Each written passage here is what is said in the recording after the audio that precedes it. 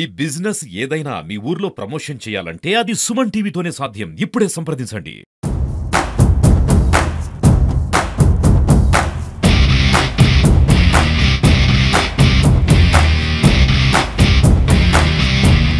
Welcome to Suman TV. నేను కిరణ్. ప్రస్తుతం మనం నంద్యాల జిల్లా ఆలగడ్డ నియోజకవర్గంలో ఉన్న ఆలగడ్డ ఎమ్మెల్యే భూమా అఖిలప్రియ గారు మనతో పాటు ఉన్నారు. వాళ్ళని అడిగి మరిన్ని విషయాలు తెలుసుకుందాం. మేడం, ఆలగడ్డలో నూతన విధానాన్ని ముందుకు తీసుకొచ్చారంట. ఇంతకు ఏంది నూతన విధానం అంటే? గ్రీవెన్స్ కూడా ఏర్పాటు చేశారు. అలాగే మీ ఇంటి వద్ద కూడా ప్రతి మండలంలో కూడా ఒక బాక్స్ ఏర్పాటు చేశారు. కంప్లైంట్ ఇస్తే కూడా అది ఎవరికి తెలియకోకుండా కంప్లైంట్ ఇవ్వమని చెప్పేసి బాక్స్ ఏర్పాటు చేశారు. ఇంతకు ఏంది మేడం మీ కాన్సెప్ట్?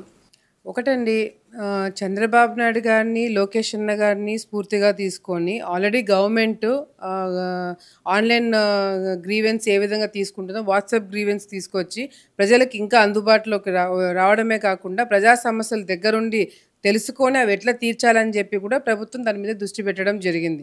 ఇప్పుడు కాన్స్టిట్యున్సీలో మేము లేనప్పుడు ఎవరైనా మహిళలు రావడము, ఇక్కడ నేను లేదని చెప్పి వెనక్కి వెళ్ళిపోవడము, వాళ్ళు పాపం పొద్దున్న ఎప్పుడో వచ్చి సాయంత్రం వెళ్ళిపోవడం, ఇదంతా ఇబ్బందికరంగా ఉంటుందని చెప్పి వాళ్ళు ఇంటికాడ వాళ్ళు ఇంట్లో కూర్చొని వాళ్ళ సమస్యలు నా దృష్టికి తీసుకురావడానికి ఒక ప్లాట్ఫామ్ క్రియేట్ చేయడం జరిగింది. గత కొన్ని రోజుల నుంచి కూడా నేను ఎక్కువ కంప్లైంట్స్ చూడడం, ఎక్కడైతే ఈ వర్షాలు పడుతున్నాయో నీళ్ళన్నీ నిలబడిపోతున్నాయని చెప్పి చాలామంది స్టూడెంట్స్ ఫొటోస్ తీసి నాకు పెట్టడం జరుగుతుంది. ఆ ఫొటోస్ వచ్చిన గ్రీవెన్స్ అన్నీ కూడా మళ్ళీ వెంటనే అక్కడ చిప్స్ తోలిచ్చడము, లేకపోతే అక్కడ రోడ్ వేయించడము, మళ్ళీ అది వాళ్ళకి మేము ఈ పని చేశామని చెప్పి మళ్ళీ వాళ్ళకి చూపెట్టడం జరుగుతుంది. దానికి మంచి స్పందన వస్తుంది, వెంటనే రియాక్ట్ అవుతున్నామని. కాకపోతే ఏంటంటే దీనికి ఒక సిస్టమేటిక్గా చేయాలని చెప్పి ఒక ఉద్దేశంతో ఒక నెంబర్ కూడా పెట్టి, ఆ నెంబర్కి వాళ్ళు నా ఇంటికే వస్తే పనులు జరుగుతాయని కాకుండా, అంటే ఎవరైనా లీడర్లను తీసుకురావాలా, లేకపోతే ఎవరైనా మీడియేటర్ని పట్టుకొని రావాలా, ఇట్లాంటివి కొన్ని వింటున్నాను.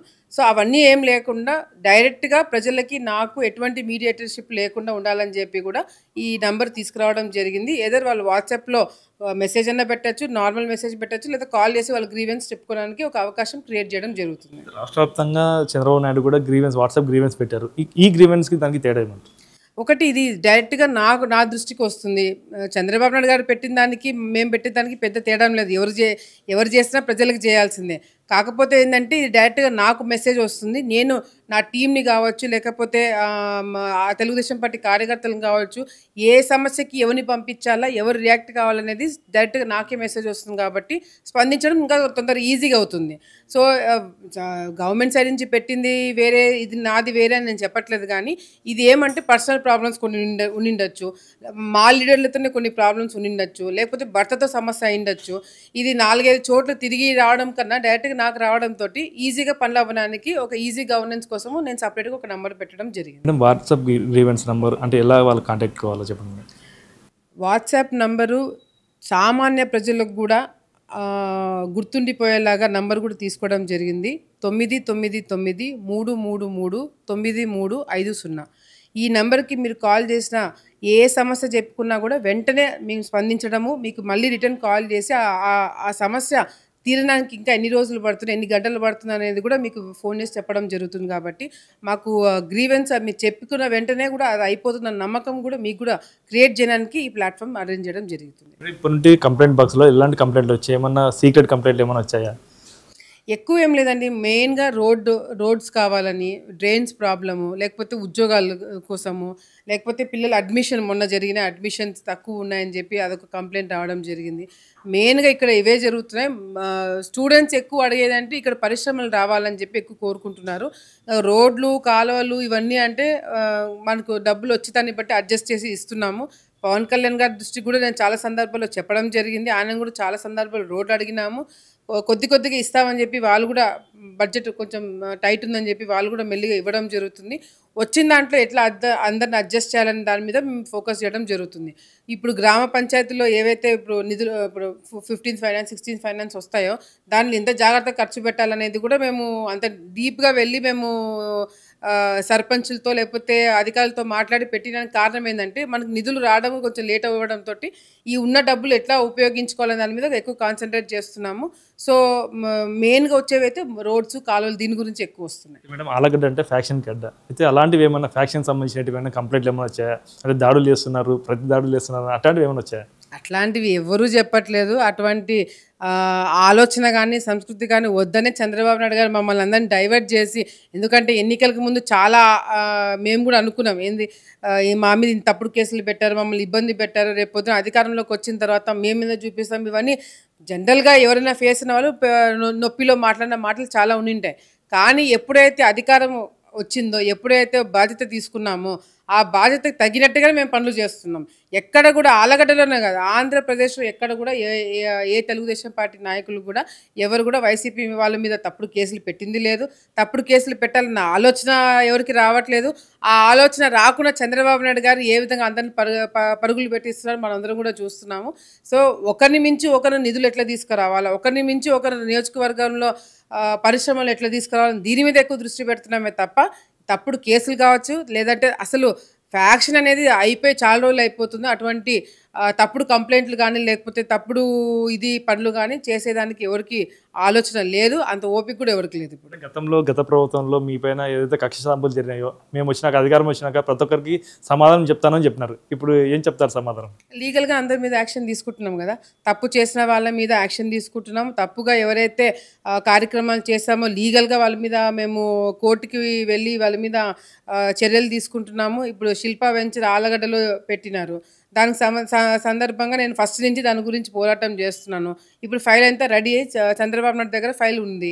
సో ఏమి యాక్షన్ తీసుకోవాలనేది సార్ నిర్ణయం తీసుకుంటారు. దీని మీద మేము ఫోకస్ చేస్తున్నాము. ఎక్కడైతే ప్రభుత్వ భూమి ఆక్రమించుకున్నారో వాళ్ళ మీద యాక్షన్ తీసుకోవడం జరుగుతుంది. ఎక్కడైతే తప్పుడు కేసులు పెట్టారో ఆ తప్పుడు కేసులు అని చెప్పి నిరూపించి ఆ కేసులు కొట్టించుకోవడం జరుగుతుంది.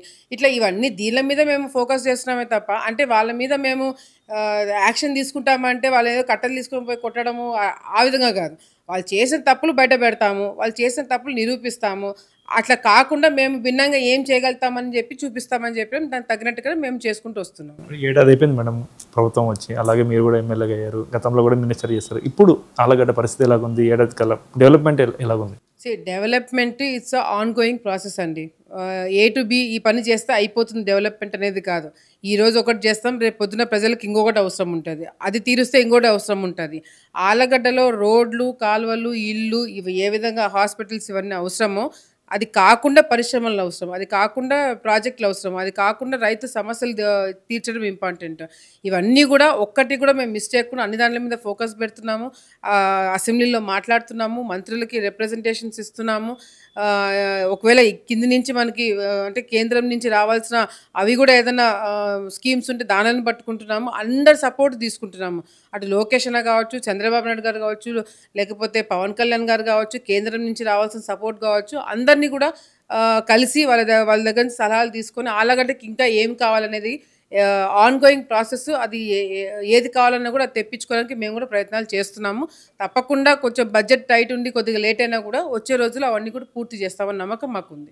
ఆలగడ్డ పైన అభివృద్ధి కోసం ఏమైనా ప్రణాళికలు ఏమైనా సిద్ధం చేస్తారు? ప్రణాళికలు చూడండి, మెయిన్గా ఆలగడ్డ ప్రాంతంలో మనకు కావాల్సిందేవి రెండు. మాకు ఒకటి సాగునీటి సమస్య తీరాలా, రెండోది వచ్చేసి పరిశ్రమలు రావాలా. సాగునీటి సమస్య ఆల్రెడీ చంద్రబాబు నాయుడు గారు చాలా ఒక మంచి ఆలోచనతో ఏదైతే మన కృష్ణా వాటర్ కాకుండా గోదావరి నీళ్ళు తీసుకురావాలని ప్రయత్నం చేస్తున్నారో అది కానీ తీసుకొస్తే రాయలసీమ రత్నాలసీమగా మారుతుంది. రెండోది వచ్చేసి పరిశ్రమలు. ఆలగడ్డ లాంటి ప్రాంతంలో మీరు ఆలగడ్డ అంటేనే ఫస్ట్ అందరికి గుర్తొచ్చేది ఫ్యాక్షన్. సో అది మర్చిపోయి ఆలగడ్డ అంటే అభివృద్ధి, ఆలగడ్డ అంటే పరిశ్రమలు, ఈ విధంగా వీళ్ళకి స్కిల్ ఉంది అనే భావన బయటికి రావాలంటే మీడియా సపోర్ట్ కూడా మాకు చాలా అవసరము. ఎందుకంటే ఇది ఆలగడ్డలో చీమ చిట్టుకు కన్నా కూడా చాలా పెద్ద న్యూస్ అవుతుంది. కానీ ఆలగడ్డలో సోలార్ ప్లాంట్ వచ్చిందంటే అది న్యూస్ కావట్లేదు. సో అట్లాంటి పరిశ్రమలు వచ్చినప్పుడు మీరు కూడా మీడియా మిత్రులు అందరూ కూడా ఫోకస్ చేస్తే ఇక్కడున్న స్కిల్ ఏంటనేది కూడా బయటకు తెలియడానికి అవకాశం ఉంటుంది. ఆలగడ్డలో శిల్పులు చాలా ఫేమస్, దానిల గురించి మేము ఫోకస్ చేస్తున్నాము. అహోబిలం పుణ్యక్షేత్రం ఉంది, దానికి మొన్ననే కేంద్రం నుంచి 25 కోట్ల రూపాయలు వచ్చింది. ఇంకా దాన్ని టూరిజం హబ్గా ఎట్లా మార్చాలని మేము దాని మీద ఫోకస్ చేస్తున్నాము. సో ఇవన్నీ కూడా ప్రజలు ఏంటంటే ఆలగడ్డ అంటే వేరే విధంగా చూడకుండా ఆలగడ్డ అంటే శిల్పులు ఫేమస్, ఆలగడ్డ అంటే అహోబిలం ఉంది, ఆలగడ్డ అంటే పలానా పరిశ్రమ ఉందని తీసుకురావడానికి మేము కూడా ప్రయత్నం చేస్తున్నాం. ఆలగడ్డ అంటే ఫ్యాక్షన్ కాదు, ఆలగడ్డ అంటే అభివృద్ధి అని చెప్పేసి చేసి చూపిస్తానని చెప్పేసి అయితే భూమా అఖిలప్రియ ఎమ్మెల్యేగా చెప్పారు. అయితే ప్రజలు కూడా నేరుగా తమకు కంప్లైంట్లు ఇవ్వచ్చు అని చెప్పేసి అయితే కంప్లైంట్ బాక్స్ కానీ వాట్సాప్ గ్రీవెన్స్ కానీ ఏర్పాటు చేయడం అయితే జరిగిందని చెప్పి ఇది ఇక్కడ పరిస్థితి. కెమెరా పర్సన్ వికాస్తో కిరణ్, సుమన్ టీవీ, ఆలగడ్డ, నంద్యాల జిల్లా.